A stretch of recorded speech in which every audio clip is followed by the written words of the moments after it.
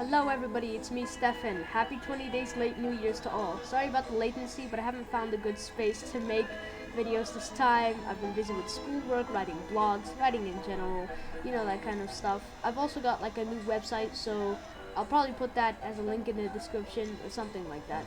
Today, I'd like to talk to you about a project I've been working on for about a week now and with steady progress. Wawacraft. Wawacraft is an isometric 3D game about building, and it's sort of kind of like Minecraft, but that's an unintentional addition. I actually added quite a lot of cool things that I'd like to show you. So let's get into it, I guess.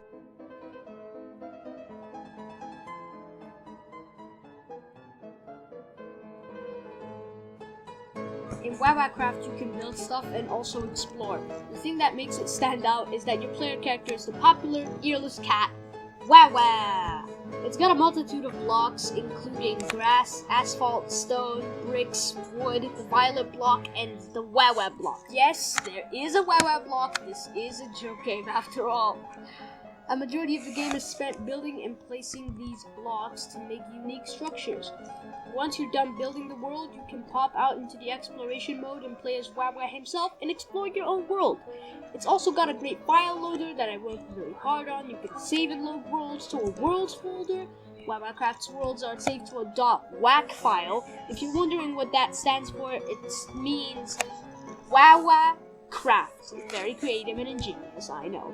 You can basically just exchange WAC files with other players to see all the cool stuff they built there. It's also very memory economic, so a world with like 1,000 blocks in it could just be 16 kilobytes or something like that. A notable addition alongside this is that the game has its own soundtrack consisting of two songs. The first song, Ballad of Wawa, is a short, loopable song that I wrote myself, mostly by knowledge of music theory I attained from music class, and from the driver soundtrack, especially the song New York at Night. I also made a second track, which is a sped-up jungle remix of the original song. And if you're wondering, yes, it is very swag. Editing note from Stefan, in beta 3.01 I added Blonda a la Turca as a third track. Whilst I was listening to it in the morning, I realized this goes surprisingly very well with the game, more so than the tracker music I composed for the game. Sorry Shiza, but the show must go on. At least it isn't much different from beta 3, so for now, I think both our versions are well dated, yes? A majority of the game art was made by me, except for two textures, which are the Wawa texture and the Minecraft wood texture. I actually put a lot of effort into the title screen, which you can see here. That's basically all there is to the game as of now. It's in beta 3, so I hope to add more things to the game over time, like more textures and such. I think one of my friends also made a video on this. I hope I can make mine before him. You want to be the second to talk about your own game, right?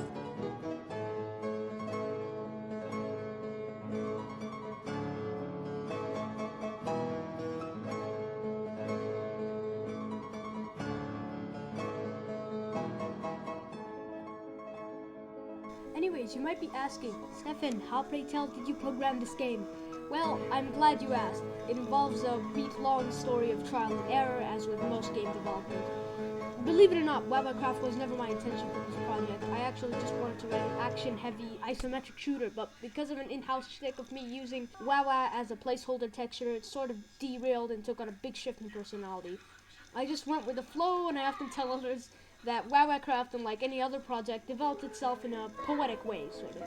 So the isometric shooter prototype project turned into an isometric 3D rendered Minecraft clone with an obsession for earless cats. I started by writing an isometric grid into the game, then I wrote a struct that handled 3D coordinates, and then wrote some functions to multiply, then by some projection matrices to the screen to get the pixel position of the cube. Then, I finally wrote a function to render said cube in said place using the projection function and all that. I actually got the projection maths right the first time and didn't even have to Google a tutorial or a Wikipedia page for it. Top that off with some key mapping and input functions, and now you got a 3D renderer with a little red block that can move around. From here I actually developed a lot more. I first added the block placing mechanism from here, and then added a multitude of block colors to choose from. I first wanted to add dynamic OpenGL style shading, but saw that pastel shading with solid colors was far more pleasing to the eyes and sight readable. You might notice in old screenshots that it looks all glitched up, and that's because the code didn't have depth sorting added to it yet. This is a bug common in isometric games where the renderers render blocks in the wrong order, which means that some blocks are rendered over regardless of whether they should. I solved this by adding a depth element to all blocks. Basically, the depth would be the distance from the viewpoint, which is just a point in 3D space 200 units above in all axes, X, Y, and Z, i.e. the hypothetical camera position. This sort of means that if you offset your world by 200 blocks in all axes, you get some major glitching, but I doubt that anyone will make a skyscraper 600 blocks from the origin. Now, the implementation commonly used to solve this problem is depth sorting. Use the depth to tell whether or not we should render this cube first. In computing, we have a multitude of different sorting algorithms. I used the simplest and slowest one, bubble sort. This made the game for a majority of its life extremely slow. Like slow to the level that if you place a block, you can see the game sorting block by block, everything to the last piece. For now, though, I do know how to code in quicksort, which is the de facto sorting algorithm for video games. That comes in later, though, don't worry. Moving on, though, a beautiful addition to the game that I really wanted to add was a texture block. Guess what I used?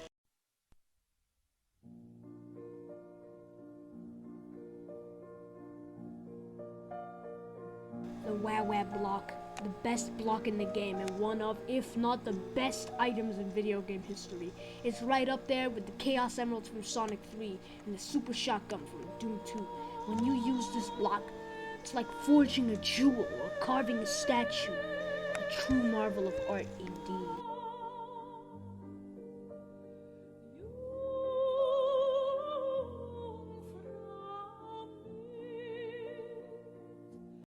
On and began adding more textures to the game. The grass block and the asphalt block, which unintentionally looks like obsidian. Once I did that, I moved on for another addition for the game. I added the player character. This required that I write a function to display sprite objects in the game. And since I was lazy, I just used the negative text code to signal that this block is not a block, rather the player character. It also gave itself very well to the file loader, which I'll talk about in a bit. In its infancy, the player character could move unit by unit like a chess game. I was motivated later on to add smooth movement, just by pure key inputs like any other game, which took more of a demanding algorithm for collision detection, but eventually worked completely bug-free. If you're wondering what a text code is, it just stands as a short name for a texture code, which is basically just a number that I use to signal what kind of block the block that I'm using is within the game's source code. After that, I did more artwork and added the stone, brick, and wood textures to the game. The violet block stayed, but the file loader assumes it as orange when loading stuff now, simply because it's that good of a color, and because, of course, it's my favorite color, which makes it a good color. I also added a file loader which saved files to .wax. I ran into a problem where the game loaded too much more data than necessary, which caused lots of glitching. And so I decided to use an ingenious solution to add the size of the world as a number in the first line. This meant that the file loader would know when to stop loading stuff, and it also utilized the string stream library much more, which is a good thing for me.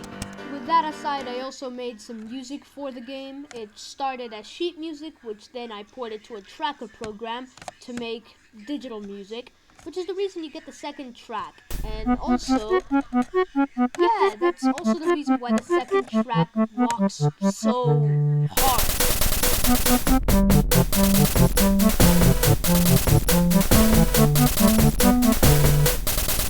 Another addition is the title screen. I don't have any art software. In fact, I drew the title screen on MS Paint. I actually devised a system for digitizing my art without scanners or any of that fancy stuff. Just get the drawing and put some grid lines on the edges and replicate it piece by piece. This means that before you draw the whole thing, just getting small phrases in the art does loads to help it out in the long run. I used that technique to great success, and I made a logo for the game using my skills in graphic design, and I also made sure to add that part made by SP Hero Smith. After all, I'm the one who developed and designed the game. Alongside this, I actually made a half-decent sample world for the first time in the game. I called it Eden, and it comes with every copy of the game boasted about as the first world in Wawacraft. Now, when I made Eden and played it myself, I saw that the glaring issue with it was performance. I could barely run worlds at 4 kilobytes, so I decided to revisit the sorting algorithm and use quicksort instead of bubble sort, because I really couldn't bear that 15 per second performance. After that, my sample world, Eden, ran from 15 frames per second to 55 frames per second, reaching on 60. It was extremely fast now. I even made an expansion of Eden to go alongside it called Camelot, which is 16 kilobytes, and whilst it is slow by the new standards, it is lightning fast by old standards.